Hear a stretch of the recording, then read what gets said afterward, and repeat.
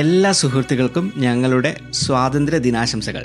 ഞങ്ങളുടെ വ്ലോഗിലെ വീഡിയോകളെല്ലാം തന്നെ ഏതെങ്കിലും ഒരു നഗരത്തെ ചുറ്റിപ്പറ്റിയാണുള്ളത്. യൂറോപ്പിലെ സംസ്കാരങ്ങളും ആളുകളുടെ ജീവിത രീതിയും മനസ്സിലാക്കാൻ ഏറ്റവും നല്ല മാർഗം ഒരു സിറ്റി ബ്രേക്കാണ്. പക്ഷേ ഇന്നത്തെ വീഡിയോ അല്പം വ്യത്യാസമാണ്. യൂറോപ്പിലെ തന്നെ അധികം ആരും അറിയാത്ത ഒരു റീജിയൻ ഞങ്ങൾ റോഡ് ട്രിപ്പിലൂടെ കവർ ചെയ്യുകയാണ്. നമ്മളിന്ന് യാത്ര ചെയ്യുന്നത് ഫ്രാൻസ്, ബെൽജിയം, ലുക്സംബർഗ്, ജർമ്മനി എന്നീ 4 രാജ്യങ്ങളിലായിട്ട് വ്യാപിച്ചു കിടക്കുന്ന ആർഡൻ എന്ന പ്രകൃതി രമണീയമായ ഒരു പ്രദേശത്തേക്കാണ്. ഈ ആർഡനസ് എന്നുകൂടി പറയാറുണ്ട്. യൂറോപ്പിലെ ഏറ്റവും കുറഞ്ഞ ജനസാന്ദ്രതയുള്ള പ്രദേശങ്ങളിലൊന്നാണ് ഈ ആർഡൻ. ഈ ചാനൽ ഞങ്ങൾ തുടങ്ങിയപ്പോൾ ആദ്യമായിട്ട് സന്ദർശിച്ചതും ഇവിടെയുള്ള ഒരു ഹിന്ദു ആശ്രമമായിരുന്നു, രാധാദേശ്. അന്ന് വിചാരിച്ചതാണ് ഈ പ്രദേശം മുഴുവൻ ഒന്ന് കാറിൽ സന്ദർശിക്കണം എന്നുള്ളത്. കാറിൽ മാത്രമേ നമുക്ക് ഈ റീജിയൻ ഫുള്ളായിട്ട് കവർ ചെയ്യാൻ പറ്റൂ. ഈ വ്ലോഗ് നമ്മൾ തുടങ്ങാനൊരു കാരണം കൂടെയുണ്ട്. സാധാരണ ഒരു ശനിയോ ഞായറൊക്കെ കിട്ടുമ്പോൾ ഞങ്ങൾ ഈ സോഷ്യൽ മീഡിയ അല്ലെങ്കിൽ മൊബൈൽ ഫോണൊക്കെ ധാരാളം ഉപയോഗിച്ചിരുന്നു. കുട്ടികളാണെങ്കിൽ അവരുടെ വഴിക്കും. അപ്പോൾ ഈ ദുശീലം ഒഴിവാക്കാൻ വേണ്ടി കുട്ടികളുടെ കൂടെ കുറച്ച് 2 ദിവസമൊക്കെ യാത്ര ചെയ്യാൻ വേണ്ടി കണ്ട ഒരു ഉപാധി കൂടിയാണ് നമ്മളുടെ ഈ ചാനലും ഈ യാത്രകളും. ഈ യാത്രകൾ അങ്ങനെ പ്രേക്ഷകരിലേക്ക് എത്തിക്കുമ്പോൾ നമ്മളിത് കണ്ടിന്യൂ ചെയ്യാൻ എൻഫോഴ്സ് ആവും. അങ്ങനെ സോ കോൾഡ് മോഡേൺ സോഷ്യൽ ലൈഫിൻ്റെ തിരക്കുകളിൽ നിന്ന് നമുക്ക് കുട്ടികളുടെ കൂടെ ഒരു വീക്കെൻഡെങ്കിലും മാറി നിൽക്കാനും പറ്റും. അപ്പോൾ ഇനി നമ്മൾ പോകുന്ന റൂട്ടൊന്ന് നോക്കാം. നെതർലൻഡ്സിൽ നിന്ന് ലീജ് എന്ന ഫ്രഞ്ച് ബെൽജിയം സിറ്റിയിലെത്തുന്നു. അവിടെ നിന്ന് നമൂർ, ഡിനാൻഡ് എന്ന ചെറിയ പട്ടണങ്ങളിലൂടെ യാത്ര കണ്ടിന്യൂ ചെയ്യുന്നു. അങ്ങനെ ഒരു റൗണ്ട് ട്രിപ്പ് നടത്തി നെതർലൻഡ്സിൽ തിരിച്ചെത്താനാണ് പ്ലാൻ. തീർച്ചയായിട്ടും ഈ റൂട്ടിലുള്ള രാധാദേശം ഒന്നുകൂടെ പോകണമെന്നുണ്ട്. ഏകദേശം 500 കിലോമീറ്റർ യാത്രയുണ്ട്. ഞങ്ങൾ നെതർലൻഡ്സിൽ നിന്ന് ശനിയാഴ്ച രാവിലെ ഒരു 4 മണിക്കാണ് യാത്ര തുടങ്ങിയത്. പോകാനുള്ള ഓരോ സ്ഥലങ്ങൾ ഞങ്ങൾ മാപ്പിൽ രേഖപ്പെടുത്തി അന്ന് തന്നെ രാത്രി വീട്ടിൽ തിരിച്ചെത്താനും പറ്റും. യൂറോപ്പിൽ യാത്ര ചെയ്യുമ്പോൾ ഏറ്റവും വലിയ പ്രത്യേകത എന്ന് വെച്ചാൽ ഈ രാജ്യങ്ങൾ തമ്മിൽ ഒരു അതിർത്തികളില്ല എന്നത് തന്നെയാണ്. നമുക്ക് ഇന്ത്യയിൽ ഒരു സംസ്ഥാനത്ത് നിന്ന് മറ്റൊരു സംസ്ഥാനത്തേക്ക് കടക്കുന്ന പോലെ നമുക്ക് തോന്നും. ഇന്ത്യയിൽ ഇപ്പോൾ കേരളത്തിൽ നിന്ന് തമിഴ്നാട്ടിലേക്ക് പോകുമ്പോഴൊക്കെ വീടുകൾക്ക് അല്ലെങ്കിൽ അതുപോലെ ആളുകളുടെ ജീവിത രീതികളിലൊക്കെ മാറ്റം പ്രകടമാണ്. പക്ഷേ ഇവിടെ ഇങ്ങനെ സംസ്കാരങ്ങളിൽ ഒരു വലിയ വ്യത്യാസം നമുക്ക് തോന്നാത്തത് കൊണ്ട് നമുക്ക് അതിർത്തി മാറുന്നത് അറിയുന്നത് ശരിക്കും റോഡ് സൈൻ പോസ്റ്റുകളിലെ ഭാഷ മാറുമ്പോൾ മാത്രമാണ്. ഈ ലീച്ച് വരെ നമ്മൾ ഹൈവേയിലൂടെയാണ് സഞ്ചരിക്കുന്നത്. അത് കഴിഞ്ഞ് വളരെ ചെറിയ റോഡുകളാണ്. അത്ര വേഗത്തിലൊന്നും നമുക്ക് യാത്ര ചെയ്യാൻ സാധിക്കില്ല. ആർഡൻ എന്ന പ്രദേശം ഇരിക്കുന്നത് ഫ്രഞ്ച് ബെൽജിയത്തിലാണെന്ന് പറഞ്ഞല്ലോ. ഞങ്ങൾ പഴയ വീഡിയോയിലൊക്കെ പറഞ്ഞിട്ടുണ്ട്, എന്നാലും വീണ്ടും പറയാം. ബെൽജിയത്തിൽ 2 ഭാഷകളാണ് പ്രധാനമായിട്ട് സംസാരിക്കുന്നത്, ഫ്രഞ്ചും ഡച്ചും. അപ്പോൾ ഫ്രഞ്ച് കൂടുതൽ സംസാരിക്കുന്ന ഈ പ്രദേശമാണ് ഫ്രഞ്ച് ബെൽജിയം എന്നറിയപ്പെടുന്നത്. ബെൽജിയത്തിലെ പ്രധാന നമുക്കറിയാവുന്ന നഗരങ്ങളൊക്കെ സ്ഥിതി ചെയ്യുന്നത് ഡച്ച് ബെൽജിയത്തിലാണ്. നെതർലൻഡ്സിൽ നിന്ന് ബെൽജിയത്തിലേക്ക് കയറുമ്പോൾ തന്നെ നമുക്ക് ഭൂപ്രകൃതിയിൽ ഒരു വലിയ മാറ്റം കാണാൻ സാധിക്കും. നെതർലൻഡ്സ് സമുദ്രനിരപ്പിൽ നിന്ന് വളരെ താഴ്ന്ന ഒരു രാജ്യമാണ്. വളരെ പരന്നു കിടക്കുന്ന ഒരു മൊട്ടക്കുന്ന് പോലും ഇല്ലാത്ത ഒരു രാജ്യമാണ് നെതർലൻഡ്സ്. പക്ഷെ ബെൽജിയത്തിലേക്ക് കടക്കുമ്പോൾ സ്ഥിതി അതല്ല. നമുക്ക് ഈ വ്യത്യാസം വളരെ പ്രകടമാണ്. മാത്രമല്ല ബെൽജിയത്തിലെ പബ്ലിക് ഇൻഫ്രാസ്ട്രക്ചറൊക്കെ അല്പം പിന്നോട്ടാണ്. നെതർലൻഡ്സിനെ അപേക്ഷിച്ച് അതിർത്തി മാറുമ്പോൾ തന്നെ നമുക്ക് റോഡുകളിലൊക്കെ ചെറിയ വ്യത്യാസങ്ങളൊക്കെ വന്നു തുടങ്ങും. അപ്പോൾ തന്നെ നമുക്ക് മനസ്സിലാവും നമ്മൾ ബെൽജിയത്തിലെത്തി എന്ന്. അപ്പോൾ ലീജ് ചെന്ന് ഞങ്ങളൊരു ഇന്ത്യൻ റെസ്റ്റോറൻറ്റിൽ കയറി കാപ്പിയൊക്കെ കുടിച്ചു. അതിൻ്റെ വീഡിയോ എടുക്കാൻ പറ്റിയില്ല. കാറിൽ ക്യാമറയൊക്കെ വെച്ചിട്ടാണ് നമ്മളവിടെ റെസ്റ്റോറൻറ്റിൽ കയറിയത്. ലീജ് എന്നതൊരു വ്യവസായ നഗരമാണ്. എനിക്ക് ഒരു മുംബൈയൊക്കെ ആയിട്ട് തോന്നി, മുംബൈയൊക്കെ പോലെ തോന്നി. ഞങ്ങൾക്ക് സ്ഥലം അത്ര ഇഷ്ടപ്പെട്ടില്ല. അതുകൊണ്ട് തന്നെ ഞങ്ങൾ യാത്ര തുടർന്നു. അങ്ങനെ ആദ്യം നമ്മൾ ചെന്നെത്തിയത് തിക്സ് എന്ന് പറയുന്ന ഒരു ചെറു നഗരത്തിലേക്കാണ്. 1-2 റെസ്റ്റോറൻറ്റ്സും സൂപ്പർ മാർക്കറ്റ്സ് ഒക്കെ ഉള്ള ഒരു ചെറിയ പട്ടണം. ആർഡനസ് റീജിയനിൽ ഇഷ്ടംപോലെ ചെറിയ ടൗണുകളുണ്ട്. ഇത് ട്വിക്സ് എന്ന് പറയുന്ന ഒരു ടൗണിലാണ് ഇപ്പം നമ്മൾ നിൽക്കുന്നത്. നല്ല രസമുണ്ട്. വളരെ ചെറിയൊരു ടൗണാണ്. കുറച്ച് കടകളും റെസ്റ്റോറൻറ്റും ബാറും ഒക്കെ ആയിട്ട്. ഇപ്പോൾ അതേ പുറകിൽ ആഘോഷമാണ്. ഒരു മ്യൂസിക്കൊക്കെ ആയിട്ട് ബാൻഡൊക്കെ അവർ വായിക്കുന്നൊക്കെ ഉണ്ട്. ഈ ചെറു പട്ടണങ്ങളോട് ചേർന്ന് ജനവാസമുണ്ട്. പക്ഷേ അതൊക്കെ കഴിഞ്ഞാൽ ചുറ്റും വിജനമായിട്ടുള്ള വനങ്ങൾ വീണ്ടും. ചെറിയ ഗ്രാമങ്ങളൊക്കെ ആയിട്ട് കാഴ്ചകൾ ഇങ്ങനെ പടർന്ന് കിടക്കുന്നു. ഇടയ്ക്കിടയ്ക്ക് ഫാം ഹൗസുകളും കാണാം. ഈ പ്രദേശത്ത് കൃഷി ഒരു വലിയ തോതിലുള്ള വ്യവസായമാണ്. റോഡിനോട് ചേർന്ന് ധാരാളം ആപ്പിൾ മരങ്ങളൊക്കെ നിന്ന് നല്ലൊരു കാഴ്ചയാണ് നമുക്ക് പ്രകൃതി സമ്മാനിക്കുന്നത്. ഒരു കുഞ്ഞു വില്ലേജാണ്. കുറച്ച് ആൾക്കാരൊക്കെ താമസിക്കാനൊക്കെ ഉണ്ട്. പല രസമുള്ള വീടും നല്ലൊരു അറ്റ്മോസ്ഫിയറാണ്. പിന്നെ രസമുള്ള വേറെ കാര്യം കാണിച്ചത് ഇത് കണ്ടോ, ആപ്പിൾ മരം. ഇവിടെ നിറച്ച് നമുക്കിത് ഇതുപോലത്തെ ആപ്പിൾ മരങ്ങൾ കാണാം. ഇതിപ്പോൾ ആയി വരുന്നേ ഉള്ളൂ. നേരത്തെ നമ്മൾ ശരിക്കും ആപ്പിളായിട്ട് ഇങ്ങനെയുള്ള മരങ്ങളും ഉണ്ട് ഇവിടെ. എന്ന് വെച്ചിട്ട് നമ്മളിപ്പോൾ ആപ്പിൾ മരം കാണുമ്പോൾ ഇപ്പോൾ എനിക്കറിയാം നിങ്ങളൊക്കെ ഓർക്കണത് ഹായ് നമുക്കൊക്കെ അത് പറിക്കാം, ആൾക്കാർ കവറൊക്കെ ഇട്ട്. പക്ഷെ അങ്ങനെയല്ല, ആരും അങ്ങനെ ഒന്നും ഇവിടെ പറിക്കുകയൊന്നുമില്ല. കാര്യം ഇവിടെ ഇഷ്ടം പോലെയാണ് ആപ്പിൾ. നമ്മുടെ നാട്ടിൽ മാങ്ങാന്നൊക്കെ പറഞ്ഞിട്ട് ഇവിടെ ആപ്പിൾ ആരും പറിക്കുകയൊന്നുമില്ല. ഇങ്ങനെ ഉണ്ടായിരിക്കുന്നുണ്ട്. ഇതിപ്പോൾ ഉണ്ടായിരുന്നു.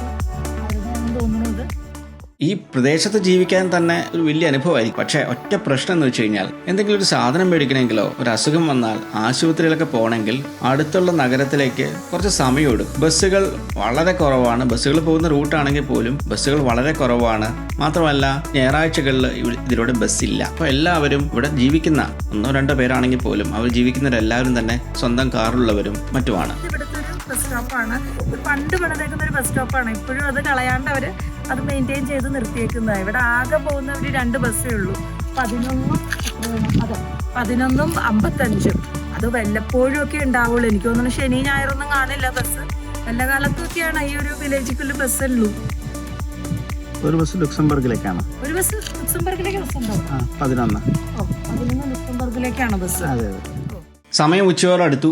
രാധാദേശം സന്ദർശിക്കണം. മാത്രമല്ല അതിനോട് ചേർന്നുള്ള ഒരു ഇന്ത്യൻ റെസ്റ്റോറൻറ്റ് ഉണ്ട്. അവിടെ നിന്ന് ഭക്ഷണവും കഴിക്കാം.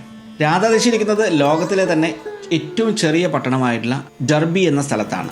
ഈ ഡർബിയും ഈ ആർഡൻ റീജിയനിലുള്ളതാണ്. രാധാദേശിൻ്റെ ഒരു വിശദമായ വീഡിയോ ഞങ്ങളുടെ ചാനലിലുണ്ട്. ആദ്യത്തെ വീഡിയോ ആയിരുന്നു അത്. തീർച്ചയായിട്ടും അതിൻ്റെ പോരായ്മകളും ഉണ്ടാവും. കഴിഞ്ഞ തവണ ഞങ്ങൾ വന്നപ്പോൾ ഇവിടെ തണുപ്പായിരുന്നു. ആളുകൾ ആ സമയത്ത് വളരെ കുറവായിരുന്നു. നിങ്ങൾ ആദ്യമായിട്ടാണ് ഈ ചാനൽ കാണുന്നെങ്കിൽ രാധാദേശിനെ പറ്റി കുറച്ച് പറഞ്ഞ് നമുക്ക് മുമ്പോട്ട് പോകാം. രാധാദേശ് എന്നത് ഇസ്കോൺ ഗ്രൂപ്പ് വിലക്കെടുത്ത ഒരു കൊട്ടാരമാണ്. ഇവിടെ ഒരു ചെറിയ അമ്പലവും റിട്രീറ്റ് സെൻറ്ററും പിന്നെ ഒരു സന്യാസി മഠവുമാണ് ഉള്ളത്. ഇവിടെ ആരതിയാണ് ഈ സമയത്ത്. ഏകദേശം 12 മണിക്കാണ് നമ്മളവിടെ ചെന്നത്. അപ്പോൾ അമ്പലത്തിലെ ആരതി പൂജയിലൊക്കെ പങ്കെടുത്ത് ഞങ്ങളിവിടെ കുറച്ച് നേരം വിശ്രമിച്ചു.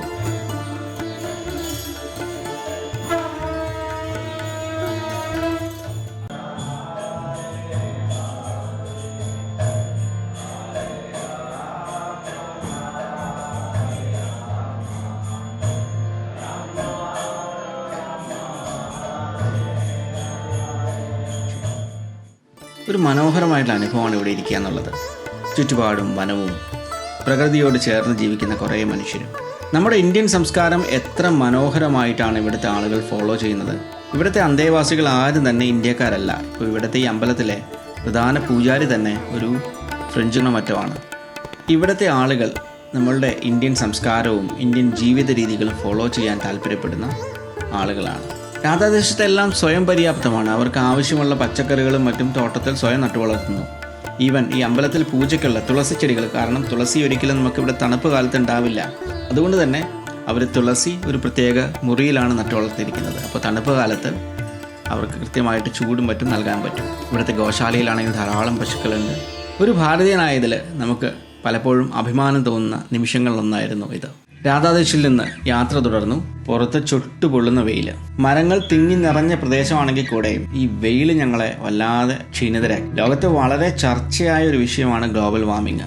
ഓരോ വർഷവും എങ്ങനെ ചൂട് കൂടുന്നു എന്നുള്ളതിന്റെ ഒരു ഉത്തമ ഉദാഹരണമാണ് ഈ റീജിയൻ. കഴിഞ്ഞ വർഷവും ഇതിലൂടെ യാത്ര ചെയ്തപ്പോൾ കണ്ട പച്ച പുൽമേടുകളൊക്കെ വെയിലേറ്റ് കരിഞ്ഞുണങ്ങി കിടക്കുന്നു. സാധാരണ സമ്മർ സമയത്ത് യൂറോപ്പിൽ ഇത്ര ചൂടുണ്ടാവാറില്ല. അതുകൊണ്ട് തന്നെ ആളുകളൊക്കെ വല്ലാതെ കഷ്ടപ്പെടുന്നുണ്ട്. ട്രിപ്പിന്റെ ഭാഗമായിട്ട് ഇതിപ്പോ ആർഡനസ് ഹിൽ സ്റ്റേഷനിലെ ഒരു സൈഡിൽ നമ്മളിപ്പോൾ നിർത്തിയേക്കാണ്. നമുക്കൊന്ന് വെള്ളം കുടിക്കാനും ജ്യൂസൊക്കെ കുടിക്കാനായിട്ട്. കാര്യം ഇപ്പോൾ സമ്മറായി. കാര്യം നമ്മൾ ഒരു തവണ ഇവിടെ വന്നപ്പോൾ നല്ല തണുപ്പ് കാലത്താണ് വന്നത്. അന്ന് ഇത്രയും ചൂടില്ലായിരുന്നു. എനിക്ക് തോന്നുന്നു ഈ വർഷത്തെ യൂറോപ്പിലെ നല്ല ചൂടുള്ള ഒരു സമയം തന്നെ. ഇന്ന് +30 അപ്പോൾ നമ്മളിപ്പോൾ ഇവിടെ നിർത്തി ഒരു വെള്ളവും ജ്യൂസൊക്കെ കുടിക്കാൻ വേണ്ടിയിട്ടാണ് ഇപ്പോൾ നിർത്തിയേക്കണേ. വേറെ തമാശ എന്താന്ന് പറഞ്ഞു കഴിഞ്ഞാൽ ഗോലേട്ടൻ്റെ അമ്മ വിസിറ്റിന് വന്നിട്ടുണ്ട്. അപ്പോൾ പുള്ളിക്കാരി ഇവിടെ ചൂടത്ത് വന്നപ്പോഴത്തേക്ക് വല്ലാതെ അങ്ങോട്ട് വീണുപോയി. അതാണ് പുറകിലൊരു കാല് കാണാം. ഇവിടെ കിടക്കുകയാണ് ആള്. വളരെ അവശതയായിട്ട് കിടക്കുകയാണ്. പിള്ളേരൊക്കെ അത് വേർത്ത് കുടിച്ച്. അടുത്ത ലക്ഷ്യം ഈ പ്രദേശത്തെ ഏറ്റവും ഉയർന്ന ഒരു പോയിന്റിലേക്ക് പോകണമെന്നായിരുന്നു. വിജനമായിട്ടുള്ള റോഡുകൾ, ഇടയ്ക്ക് ചെറിയ അരുവികളും കാണാൻ പറ്റും. അവിടെ എല്ലായിടത്തും ക്യാമ്പിംഗ് സൈറ്റുകളാണ്. മോട്ടോർ ഹോമും ക്യാമ്പറൊക്കെ ഇട്ട് ആളുകൾ ഈ അരുവികളിൽ കുളിക്കുന്നു. നല്ല ചൂടല്ലേ. അപ്പോൾ അതുകൊണ്ട് തന്നെ ചൂടിൽ നിന്ന് രക്ഷപ്പെടാൻ ഏറ്റവും നല്ല മാർഗം ഈ അരുവികളിലൊക്കെ ഒന്ന് നീന്തുക എന്നുള്ളത് തന്നെയാണ്. ആർഡനസ് റീജിയനിലെ ഒരു ഉയർന്ന പ്രദേശത്താണ് നമ്മളിപ്പോൾ നിൽക്കുന്നത്. നല്ല രസമുണ്ടല്ലേ കാണാൻ. പക്ഷെ അതുപോലെ തന്നെ ഭയങ്കര ഒരു ലോൺലിനെസ് തോന്നും. പകൽ തന്നെയാണെങ്കിൽ തന്നെ നമുക്കിവിടെ അധികം നേരം കുറച്ച് നിൽക്കുമ്പോൾ തന്നെ ഒരു ചെറിയ പേടി തോന്നും. കാര്യം അത്ര ആൾക്കാരൊന്നും ഇല്ല ഇവിടെ.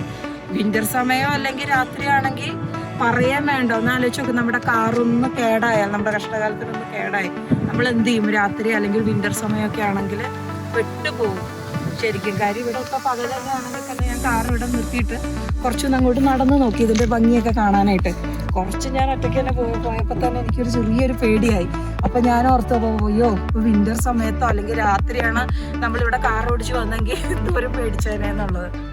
നിങ്ങൾ ആരെങ്കിലുമൊക്കെ യൂറോപ്പിൽ ഒരു കാറിലാണ് യാത്ര ചെയ്യുന്നുണ്ടെങ്കിൽ അല്ലെങ്കിൽ യൂറോപ്പ് എക്സ്പ്ലോർ ചെയ്യണമെന്നുണ്ടെങ്കിൽ തീർച്ചയായിട്ടും ഞാൻ റെക്കമെൻഡ് ചെയ്യുന്ന ഒരു റോഡ് ട്രിപ്പാണ് ആർഡൻ റൂട്ട്. അല്ലെങ്കിൽ അതിൻ്റെ കൂടുതൽ ഡീറ്റെയിൽസ് ഞാൻ ഡിസ്ക്രിപ്ഷനിൽ കൊടുക്കാം. സമയം രാത്രി 10 മണി. വേനൽക്കാലത്ത് ഇവിടെ രാത്രിയുടെ ദൈർഘ്യം കുറവായതിനാൽ സമയം പോകുന്ന അറിയില്ല. പക്ഷെ നല്ലൊരു യാത്രയായിരുന്നു. മോഡേൺ ലൈഫിൻ്റെ തിരക്കുകളിൽ നിന്ന് മാറി പ്രകൃതിയോട് ചേർന്ന് ജീവിക്കാൻ പറ്റിയ ഒരു ദിവസം. നമ്മളൊക്കെ ഒരിക്കൽ ഈ പ്രകൃതിയിലേക്ക് ലയിക്കേണ്ടവരല്ലേ? ഈ യാത്ര നിങ്ങൾക്ക് ഇഷ്ടപ്പെട്ടെങ്കിൽ തീർച്ചയായിട്ടും നമ്മളുടെ വീഡിയോ ലൈക്ക് ചെയ്യണം. നിങ്ങൾ ആദ്യമായിട്ടാണ് ചാനൽ കാണുന്നെങ്കിൽ സബ്സ്ക്രൈബ് ചെയ്യണം. മാത്രമല്ല നിങ്ങളുടെ അഭിപ്രായങ്ങൾ കമൻറ്റ് ചെയ്യണം. എല്ലാവർക്കും ഒരു നല്ല ശുഭദിനം നേർന്നുകൊണ്ട് ഗുഡ് ബൈ.